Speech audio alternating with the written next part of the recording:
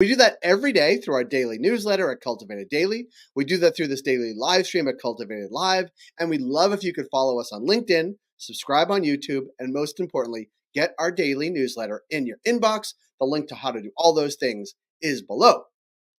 In a moment, I'll bring up Krista Raymer from Vetrina, the foremost cannabis retail consultancy, working with dispensary owners and operators and teams throughout North America. We'll be chatting about 420 and what she and her team saw when they dove into data from last Saturday. But before we do that, let's see what is driving the cannabis industry news.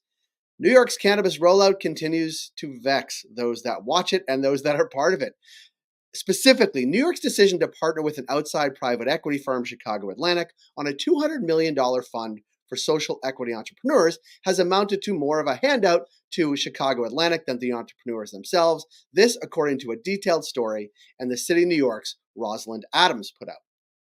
The state initially sought to fully commit the $200 million as equity through a public-private partnership. When they couldn't raise the money, Chicago Atlantic agreed to loan the fund $50 million at a 15% rate. The loans would be fully guaranteed by the state, i.e. taxpayers, this according, again, to the story. We should know that most or many cannabis companies aren't able to get loans on favorable terms and the other nuts and bolts of financing a new business because cannabis is federally illegal, so the state had to do something. But the terms of the loans may favor Chicago Atlantic far more than they favor the entrepreneurs the state is trying to help. Specifically from the city story, the city reviewed the terms of the agreement with a dozen lawyers and consultants with expertise in private lending and the cannabis industry. Nearly all of them agreed that the terms of the deal were poor for the state and the licensees, that some even likened the agreement to the junk bonds of the 1980s or distressed debt lending. The difference, however, is that those loans were not also guaranteed with taxpayer dollars. Then we get some expert quotes. Neil Kaufman, a cannabis and securities lawyer based on Long Island, told the city, there's no wiggle room for the borrower. It's tightly secured to protect the investor on the downside, which is exactly what you would expect from this type of speculative lending. It bears a lot of resemblance to distressed debt lending. Roland Connor, the owner of Smack, the Manhattan legal dispensary, said everyone is worried about defaulting because of the rules and regulations of this loan. So that is what's happening in New York. Further challenges to the industry. Now, here's some new research which will anger Governor Youngkin in Virginia. Cannabis legalization isn't associated with an uptick in teen use, according to a new study published in the Journal of American Medical Association Psychiatry. It's a crucial finding because concerns over adolescent use are one of the prime arguments anti-legalization groups use, including Governor Youngkin. To the Senate. Senate Majority Leader Chuck Schumer said in a press briefing he wants to pass the Safer Banking Act, obviously a cannabis banking reform bill, but he said specifically in a bipartisan way. So perhaps that is the holdup. Now let's go overseas. The great hope of Germany's legalization plan hit a bit of a snag this week.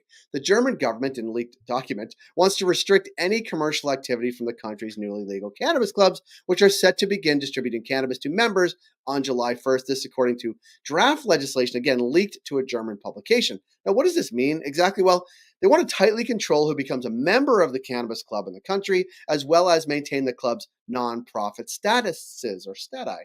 So nobody can really be hired or work there. So we'll keep our eyes and ears pointed toward Germany in the run-up to the July 1st implementation date. Now it's my pleasure to welcome up Krista Raymer, the founder and CEO of Vetrina Group. They are the foremost cannabis retail consultants in North America. We wanted to connect with her, as we do always on Thursdays, about 420, what she saw, and what she saw when she specifically looked into the data of what has come from 420. I'll be right back with Krista Raymer. Krista, welcome. Thank you for being here. I think we're all still a little 420 hungover. Is that possible? I mean, it doesn't say in the sales that we're still hungover from 420, but from a consumption, maybe. You posted something yesterday. You looked at some data with your friends at Headset. What did you find that was interesting? I'm trying to ask people, tell us something we might not know. I mean, I think if you were to look at more mature markets, not all of them saw an increase over last year. That kind of like outlier in that data of somebody who is in a more mature market that actually performed higher this year versus in last year is Michigan. Okay. Everybody's favorite state, Michigan. It is everybody's favorite state. They love weed in Michigan. Is that is that because of more stores? Is that because of better planning? Is that because of better weather, day of the week? What do you think? There's a lot of things that could contribute to what created the difference. So the first thing that we want to take a look at is like, when did these days fall compared to last year? 420, I think everybody was really excited because it was falling on a Saturday. We actually saw a much bigger lift in the day before than what we typically would see with 420. So that's great because people were shopping on Friday. I have a bigger question about whether people were just purchasing in their regular shopping cadence or if it created like a brand new transaction. So when it is on another day, does the customer go in and shop on a day that they weren't typically planning to shop, whereas they just kind of were like, Friday, Saturday, yeah, and increased their purchasing. So did we see a number of new transactions? Only time will tell until we have a good enough data set around like the shoulder weeks around 420. The other next thing to look at would be, what is the product price point that was selling and how many or what percentage of discounts were being applied to those products? And in those states, we actually saw an increase in discounts or a reduction in gross margin. So Headset's data isn't gross sales, it's a net sale after discounts. And so the consideration of that is like, this is closer to what profitability actually looks like. And so although you might have seen incredibly high gross sales numbers, that didn't always translate to what we would consider more of a net sale. So measurement. So when I see the stories coming out on 421, 422, sales were huge up across the country. It's really, you got to scratch into that to see, is it, the dollars may have been big, but the net may have been shorter, smaller. And the sort of three-dimensional chess was there push and pull of demand that people would have already bought these things no matter what? They just moved their days to Friday, Saturday of 419, 420, and the rest of the month maybe down. Yeah. It's a real possibility. The weeks before 420, typically we see a bit of a reduction in purchasing. And so we need the bigger data set to be able to tell. Also, the problem with like a really large data set is that there could be a number of places that are inflating the sense of demand when we talk about an increase in sales for 420.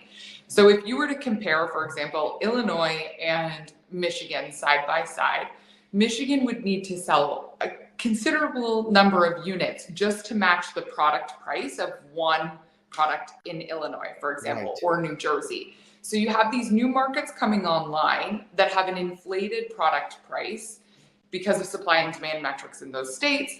And that could influence the larger data set to say, like, we would need 2 or 3 products in Michigan to sell at the price point of, say, for example, something in New Jersey. So although the New Jersey market doesn't have a lot of stores online yet, the interesting thing is that they can actually skew the data set because of the price points that are going through those stores. So, well, I do like the big aggregated data stories because it does tell a very compelling picture. It's a snapshot. It's a snapshot, and not even, to what I'm hearing, not even a great one, because there's so many different factors. And I liken it, you tell me, because you've worked in real retail, you understand. Like, this is like if I worked at TJX, right? Based in Natick, Massachusetts, my hometown, but it includes Winners here in Canada, but also TJ Maxx, Marshalls, and the rest, HomeSense. They look at data like this, say around Christmas time or between sort of Black Friday. Right. So Black Friday, and they're looking at the same thing, but like, is it because there were deep discounts and door crashers and like, what was our net? Do we bring new people to the store? Are they pushing volume that wouldn't necessarily come in December, but come in, like all of those things? It's really incumbent upon a retailer to understand that data for next year, but for always as well, right? This is next level thinking for a cannabis retailer. While the overall story and the arc of the story is good, and that's what the industry wants to tell, on your personal level or store level, it might be a slightly different story or a completely different one. Yeah, absolutely. I think that there's something to consider when thinking about just the impact of 420, and that's overall inventory levels. So Black Friday kind of has this underlying narrative that it's used to help retailers get in the black. And that is to sell down inventory that's kind of sat throughout the year, regain the cash, and then be able to sell more seasonal products around the holidays. Different retailers have different strategies. That was definitely a big part of kind of like 1990s, 2000 retailing. you do see new trends with like direct to consumer brands and how they handle 420 Black Friday, not 420. But I think you'll see the same thing in cannabis as well, is there is an opportunity to sell down maybe some of that inventory that's getting close to aging or has slowed down in velocity, to be able to free up the cash as well as the inventory room for things like seasonally relevant products as we move into warmer weather. 420 is, like, from a timeline over the year, a really interesting time to be able to clean up your inventory just before you have pretty much the biggest months of the year. Oh.